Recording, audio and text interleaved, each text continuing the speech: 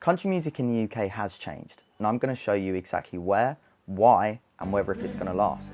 I can't do this in my bedroom though. This is the O2, and for me, this is where it started. And honestly, it's the same for a lot of people. Since 2013, every March, the O2 has hosted C2C Festival, or Country to Country, which is one of the biggest country festivals outside of the States. Tens of thousands of people under one roof for one weekend. And it hasn't just stopped in London. It's expanded to Glasgow, Belfast, and for the first time next year, Manchester. We've also seen it expand into Europe, with festivals hosted yearly in Rotterdam and Berlin. From what started as one festival in London, has now become a yearly circuit. You'll have to excuse how sweaty I am. It's absolutely roasting today in London, and I didn't pack another t-shirt, so sweaty Zach top will do. Okay, let me actually make my case, because the numbers do back this up as well. In May 2025, Morgan Wallen released his fourth studio album titled I'm the Problem, and this album dropped to #1 on the UK albums chart. Not the country chart, the main albums chart.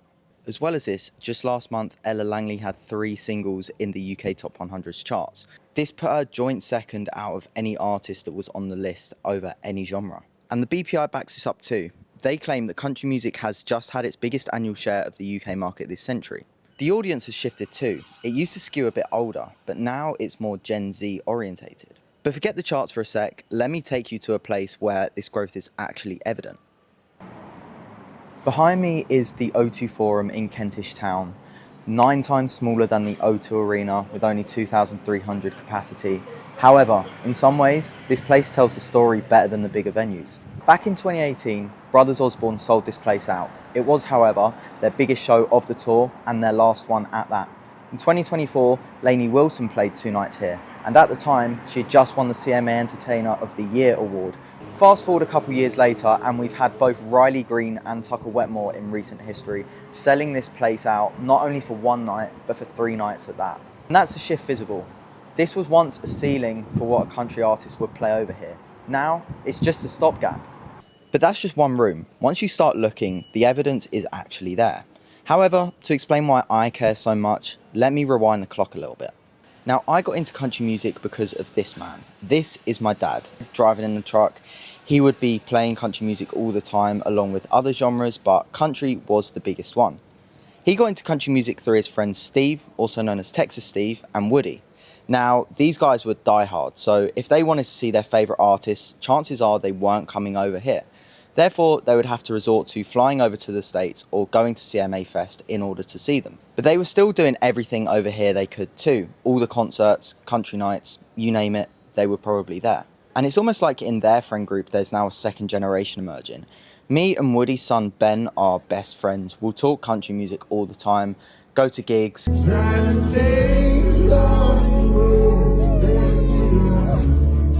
I even managed to get him dressing like a bit of a cowboy recently, and I was very proud of it. Now, growing up, the biggest artist for me was a guy called Dukes Bentley.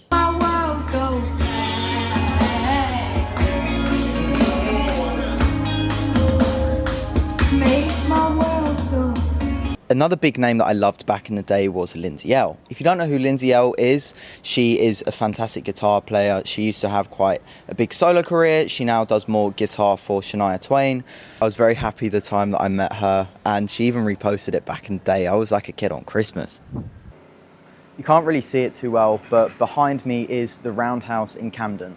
And this is where one of the first country gigs I ever remember coming to took place, which was Thomas Rhett and Old Dominion back in 2017. The same venue that I went to as a kid to watch country music around 9 years ago has now grown to having over 300,000 people fighting their way to come and see an artist. Last year, Morgan Wallen chose this exact venue to host his album release party for his 4th studio album, I'm the Problem. The problem with that is, it's such a small venue, especially by his standards, there was only about 3,000 tickets available. It was confirmed later that there was 300,000 people trying at the time to get tickets, and they sold out in lightning speed. Just behind me in Highbury and Islington is the Garage. Now, in this very venue in 2020, me and my dad had tickets to see Morgan Wallen and Hardy here, but a certain pandemic got in the way of that, and it was eventually cancelled. A few years later, that exact show took place. However, it did not have Hardy, and to date, Hardy has still never been back to the UK. The show I'm referring to when I say a few years later was Morgan headlining the O2 Arena. He sold it out with over 20,000 people buying tickets. A couple months later, Morgan then sold out BST Hyde Park with over 50,000 fans in attendance.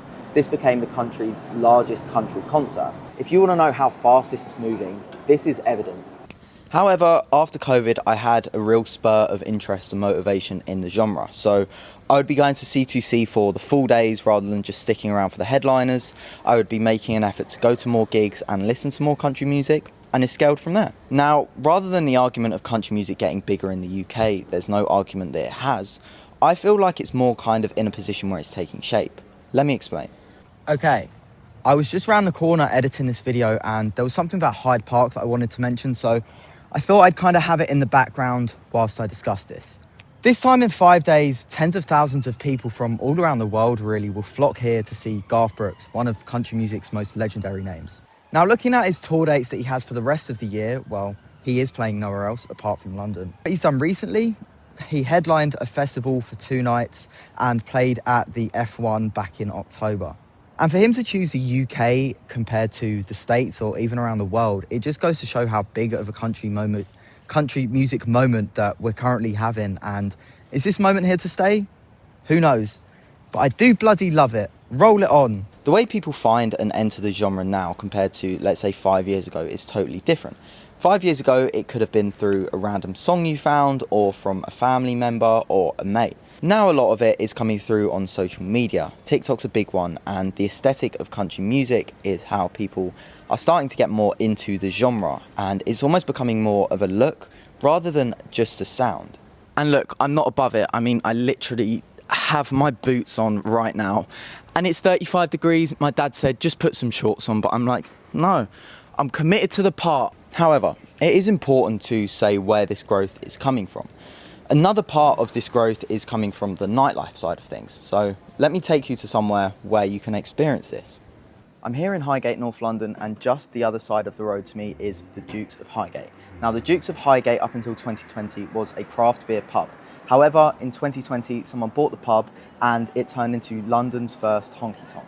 And the timing aligns too. It changed to a country pub around 2020 when country music really started to grow in the UK. Somewhere like this would have been completely unthinkable years ago. Now, it's packed to the gills week after week and continues to thrive.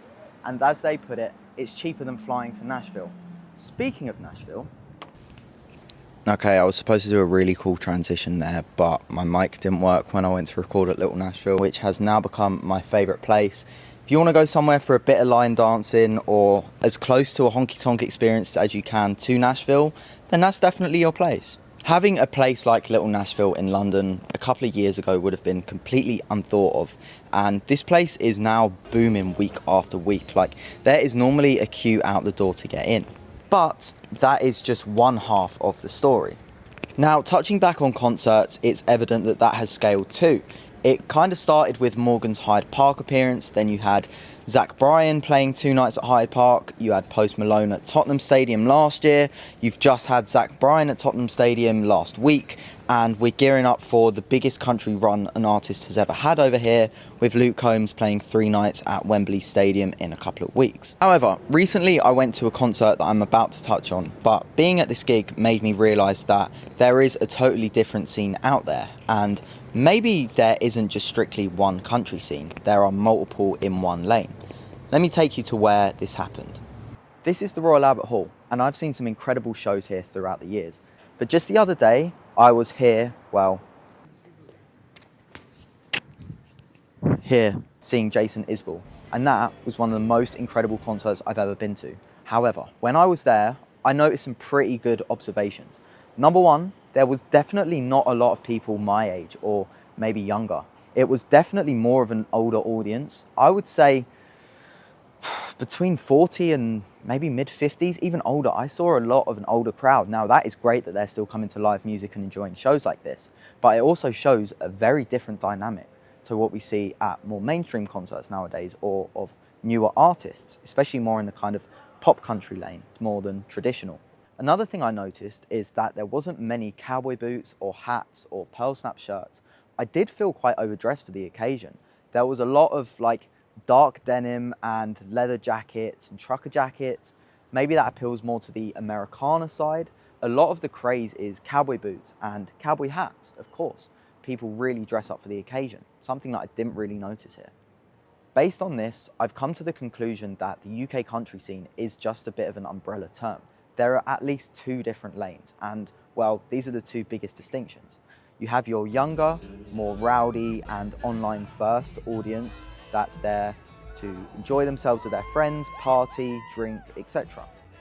You then have the older, more traditional and observant crowd that are going to these concerts that are there a lot based on storytelling and the songs actually being involved.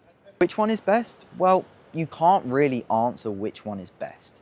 There's elements of me for sure that I definitely gravitate towards in different lanes, but the nice thing is that we can just try and come together and be one happy country family. No, it's a country scene. Let's all just enjoy the music that we have. We can enjoy Morgan Wallen as much as we can someone from 1970. With the newer crowd, there is clearly a difference in audience behaviour. James Dakin wrote an article after Tucker Wetmore's first night at the Forum, which I was also at, where he noted that there was more filming, more talking through the support act Carter Faith, and more turning around for the crowd shot than watching the actual stage. Now look, I'm also guilty of this. Me and my friend Archie, whenever we go to a concert or whatever, we'll have a beer or two and we'll enjoy ourselves. However, country music is built on lyricism and songwriting. If no one's going to be listening to these things, then something is definitely going to get lost and the tension is only going to build stronger. Which brings me to what's missing, because with all the booming, there's still one thing which I think is underbuilt, and that's the UK original artist ecosystem. UK fans will sell out arenas and now stadiums for their favourite artists, dress for the part and go to these country nights. However, I don't feel like the majority of them will sit through an hour-long set of original music from a UK artist. Now, there are some fantastic artists in the UK that I don't feel get enough recognition. You've got names such as Remember Monday, First Time Flyers, and some more up-and-coming ones, guys like Ollie Hawkins and Jake O'Neill absolutely smashing it. But the ladder that exists in Nashville and more commonly in the States is still very much under development over here. Stuff like writers' rounds and honky tonks and more support slots for artists are still emerging and maybe not fast enough. A lot of the nightlife relies on covers too. Artists aren't going to be able to play their original songs to best engage the audience, therefore playing covers and songs that the audience knows is going to be their best bet to get their attention. Again, I'm not knocking it, but if we rely on just covers and imported acts from the States, then how do we expect any of these homegrown artists to actually flourish and develop? That would then bring the conversation of us just consuming country music rather than creating it. I mean, you have festivals, for example, Buckle and Boots, who normally have a really strong UK-orientated lineup. You've got platforms such as Holler and Country in the UK as well that do really well to put spotlight onto these artists. Anyways, in conclusion, I absolutely love this growth of country music. It's such a blessing to see how it's scaled and how people my age are now getting into it. A creator that I've really looked up to over the past few years is a guy called Grady Smith. Now, Grady Smith makes country content over in the States. However, he became an artist manager and decided to take a step back from making videos. There's a gap in content from what he would make and from what exists, especially over in the UK, and I want to try and bridge that myself. If you want somewhere where you can find out about country music, UK country music, men's western fashion, vlogs from concerts and country nights out, then stick around. It would truly mean the world and there'll be much more stuff coming soon. Country music in the UK is growing. I've watched it change over the past 12 years, but whether if that growth is here to stay or a bubble that's just waiting to pop, I don't know. We'll soon find out. But I'm going to be documenting it either way. See you guys soon. Thank you for watching.